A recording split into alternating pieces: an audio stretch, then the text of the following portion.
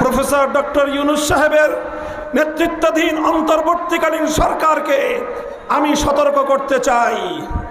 মনে রাখবেন, আমরা এদেশের ইসলামপন্থী আলেম সমাজ, এদেশের উলামায়ে কেরাম, হেফাজতে ইসলাম, বাংলাদেশ খেলাফত মজলিস সহ আমরা যারা আছি, আমাদেরকে যদি কেউ মনে করে আমরা উড়ে এসে জুড়ে বসেছি, ভুল করবেন। আমরা এদেশে ভাড়াটিয়া হিসেবে থাকি না। আমাদের বাপদাদার রক্তে কেনা মালিকানা সূত্রে বাংলার মাটিতে বসবাস করি।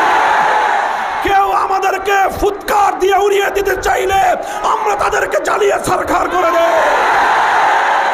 ইউরিদুনা লিইউতফিউ নূরাল্লাহি বিআফওয়াহিহিম ওয়াল্লাহু মুতিম্মু নূরিহি ওয়ালাউ কারিহাল কাফিরুন। যারা ইসলামের আলোকে নিভিয়ে দিতে চায় তারা সেই আগুনে নিজেরাই জ্বলে পড়ে ছারখার হয়ে যায়।